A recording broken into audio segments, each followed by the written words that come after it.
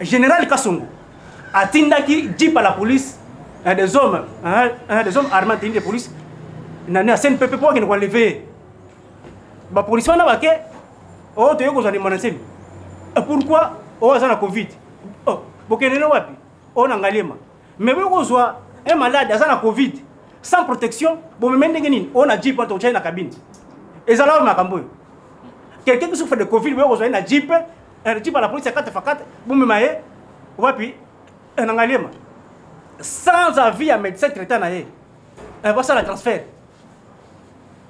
na ba policier ya piro bazaki commis na nani na garde na ye ba s'opposer contre enlèvement wana ba policier na bazongi ba bengi ambulance ya nani angalema ba message un peu patikala ki ba bengi pe ambulance ya clinique parce ba comprendre que non ils enlèvement. On veut éliminer les Monasemi.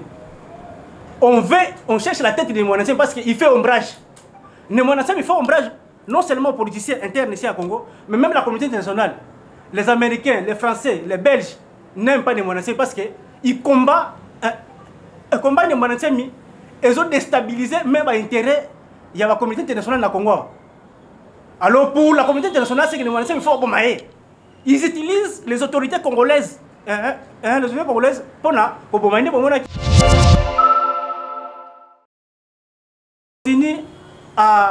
à monter des complots pour assassiner les Monasemi. Ils ont battu Manasima, il y a maladie mentale, coronavirus, et ainsi de suite. Mais ce qu'on a dans la clinique universitaire qu'on a lobby, après tous les examens, à quelque chose contre effectif à ça qui prend la Covid, les Monasemi n'a pas de Covid. Nous voulons passer un message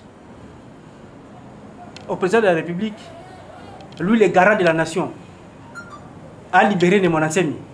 Parce que la relation à Bisso, Makessa Bundia Congo, Congo, na peuple nyonso ya vini voici Congo, ils ont dépendent de la vie des Monasemi. Tant que les Monasemi est en vie, les choses iront bien. Si les Monasemi n'est plus là, à dire la RDC.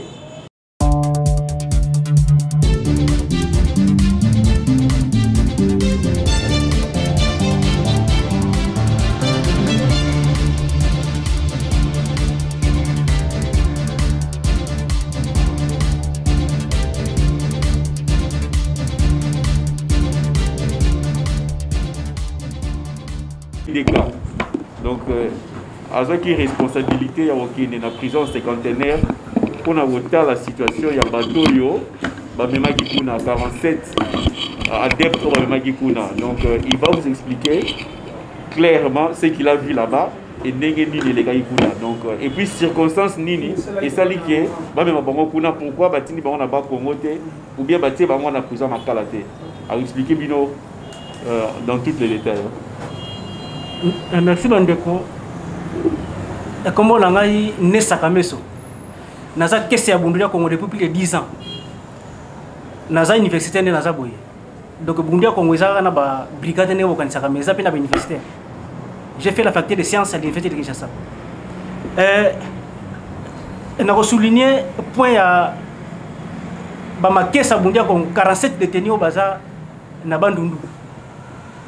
D'abord, on a dit rectifier que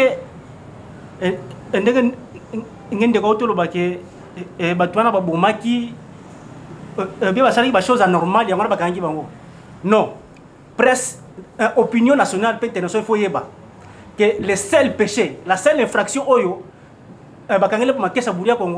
c'est le fait que se retrouve qui dans la résidence pendant la période de confinement. C'est le seul péché, la seule infraction où l'État congolais a reproché et pas ma caisse à Bundia Congo, où il indique que c'est le Kanga Bango, Atina Bango, Nabandundu. Atina Bango n'a pas ni. Na herbe attaqué les Monasemi le 24 avril passé, Babimisaki 203 personnes vivant, survivant dans la résidence de Monasemi. Bakina Bango sur la Pékin. Il y avait 47 blessés. Nos 41 blessés. Libéré Kindambo. Misusu wana baponaki bango de façon hasardeuse. Balobi ke bino boza ba tête d'affiche. Il y a ba groupe skill union sozaki na pas de monétaire, bino faut pas kangabino. Mais pour quelle infraction sans mandat d'amener, sans procédure, et là comme côté, bazu bango atindi bango, hein, il fallait que bango na prison ya ndolo. Mais soit disant que coronavirus qui na ndolo ba lobi que moyen compte tenu ba il y a ba condition de santé wana na ndolo ba lobi batinda bango na bandundu. Ba ke bandundu sans subvention à l'État congolais. Il ne mange presque pas. Soins de santé zate ba torture bazwa ki on a Kinshasa tinanzela et ça que belé bazobela mais commence à souffrir, donc ils sont très souffrants pour lier bien zate ba soins de santé zate. Donc j'insiste sur le fait que la seule infraction au l'État congolais monaki que ba makesa basala ki et ça le fait ya kozalanda kwa ne monansemi en période de confinement. Je me demande si vraiment dans un état de droit on peut se permettre d'arrêter quelqu'un qui se retrouve dans la résidence de quelqu'un parce que c'est moi on a période de confinement. Et état de droit, il faut que force de la loi de ça là. Mais c'est que nous avons assisté à la résidence de Moïse Mizaki de la loi de la force. L'état ça là qui force donc sans procédure, sans respecter l'État à que ça la guerre pas de monétaire à Kangié à Bomi. On a un bilan, si je peux donner le bilan. Selon le bilan, l'État congolais, porte-parole de la police appelle ça qui colonel le 24 avril. Alors, il y a eu 203 survécus, 8 morts. Non, le bilan est le Kouta. Il y a eu plus de 33 morts. Donc, au biso de Moniboye, il y a 14 morts déjà à Koufi, 12 le même jour, deux autres Koufa dans l'hôpital quand le Fongula. Il y a 19 disparus. Disparus, on suppose qu'il peut pas faire. Pour tout ça, on suppose qu'il peut pas faire. Mais trace dans la communauté. Donc, 14 morts, 19 disparus, beaucoup de blessés. Et on se demande tout ça dans l'état nini. Tout ça dans l'état nini. Némo Nansemi, Boyoko Karamutu, soit disant qu'il a trouvé ordre public. Papier machette awa. Azaki na porté ma casse na mutu. Médecin va soigner qui va pour sa mutu et pour zo kezala kapasi. Mais ya bazoki si ma casse awa. Donc intention na qui va bomaye. Mais ko yiko bomaye te. Balongoli na nangale ba ine ipekin ba sambuse ba kangi ba vidéo ba publier. Après ba kine CNPP au soit ça un trouble mental. Mais quelqu'un qui a un trouble mental, il continue à écrire et puis ce qu'on t'a écrit de la publication à la Rawana quotidien. La publication quotidienne à la Rawana, il continue à écrire et avec une logique où personne ne peut contester. Alors on a un trouble mental. Baboti sous que à la Covid-19 batinga la clinique universitaire à cause de la Covid. Mais écoutez, avant transfert na la clinique universitaire, général Kassongo a tindaki dit par la police des hommes armés de police na CNPP pour qu'ils ne lever. Ba police wana bake oh to yoko zani monasemi. Pourquoi oh za na Covid? Oh bokene no wapi? On a ngalema. Mais vous avez un malade dans la Covid sans protection, vous me mettez on a jeep pour dans la cabine. Et ça là, quelqu'un qui souffre de Covid, vous avez un jeep à la police 4x4, vous me mettez, un ngalema. Sans avis à médecin traitant, on va ça la transfert. Na air, les policiers à pire, qui commis na garde na s'opposer contre. Enlèvement wana ba police na bazongi ba bengi ambulance ya nene ngalema ba message un peu patikala ki ba bengi pe ambulance ya clinique pas ba comprendre que non aux enlèvements comment on peut venir chercher quelqu'un un malade un malade souffrant de Covid sans moyen de protection sans ambulance sans quoi non ça c'est un enlèvement ba message un peu ba bengi clinique universitaire ba un comité de ya riposte à clinique et une ambulance na ngona CNPP un ambulance à CNPP la clinique et la CNPP et beaucoup na ambulance il y a général cas on atindaki débat ko wana ti ba médecin CNPP va s'imposer ba tindie na clinique universitaire. Mais qu'est-ce qui se trame derrière tout ça? C'est qu'on veut éliminer les monasemi. on cherche la tête de Némonansem parce qu'il fait ombrage. Némonansem, il fait ombrage non seulement aux politiciens internes ici à Congo, mais même la communauté internationale. Les Américains, les Français, les Belges n'aiment pas Némonansem parce qu'ils combattent Némonansem. Ils ont déstabilisé même l'intérêt de la communauté internationale au Congo. Alors pour la communauté internationale, c'est que Némonansem, il faut bombarder. Ils utilisent les autorités congolaises. Les autorités congolaises pour bombarder en 2017, ils quitté à s'effader, à Kimi. Ils continuent à monter des complots pour assassiner les Némonansem. Ils ont battu Manassima, il y a maladie mentale, coronavirus, et ainsi de suite. Mais ce qu'on a dans la clinique universitaire qu'on a lobby, après tous les examens, contre respectif à ça qui prend la Covid, Némonansem n'a pas de Covid. Alors, pour Abimisaye et comme Makambo, on va dans la CNPP et ainsi de suite. Nous voulons passer un message au président de la République, lui le garant de la nation, à libérer Némonansem. Parce que la relation à Bisso, Makessa Bundia Congo, Congo, na peuple nyonso ya Congo, ils ont dépendent de la vie de Némonansem. Tant que Némonansem est en vie, les choses iront bien. Si Némonansem n'est plus là, à dire la RDC. Némonansem dit toujours que j'ai les moyens, il peut effacer la RDC. Ne menace pas. Ok, c'est bon. Chute un peu par rapport à détenus au bazar. Voilà. À part les détenus au Bakeba Ndundu, combien de fois, comment on doit l'État congolais faire ma casse une nyonso kakana ma caisse à Bundia Congo. Alors qu'à l'est là-bas, on tire les Congolais chaque jour. Jamais l'État déployé la force nationale ma casse pour neutraliser les rebelles dans l'Est. Mais ma caisse à Bundia Congo depuis 97. Et nous avons un document où ils ont retracé la théorie Nyon à Bundia Congo de 97 jusqu'à 2020.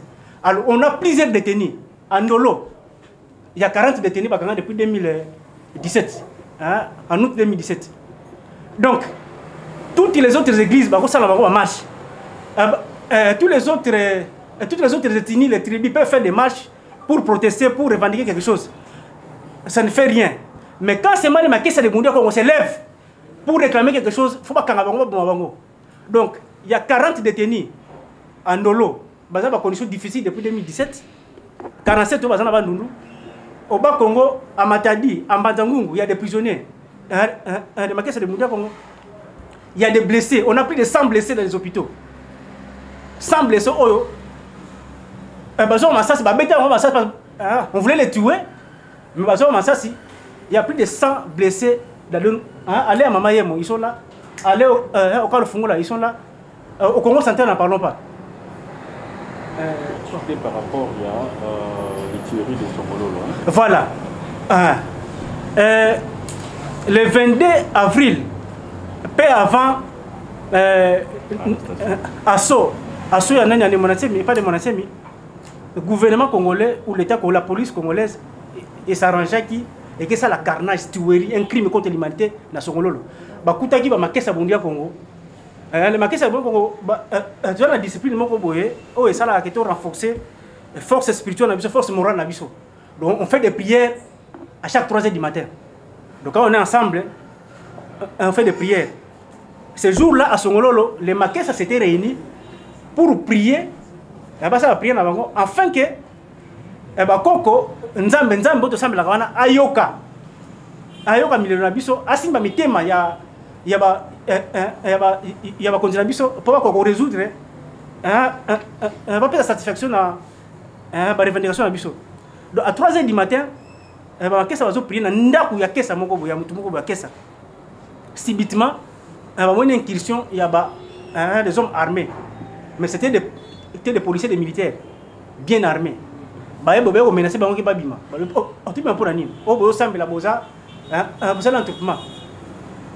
Mais s'il faut que vous ça biso, il passe quoi? Trouble bandi wana, bandi ko boma bango, beti masasi. Voilà. Donc babomi bango, il y a eu 17 morts ce jour-là, 35 blessés. Sur les 35 blessés, il y a ceux qui meurent aussi au Congo central. Nous avons les rapports qui disent que non, un tel a couché pour la basson exacte, un tel a couché pour la basson exacte. Donc pour le simple fait que bato semble na bango na ndaku ya mutu moko boye.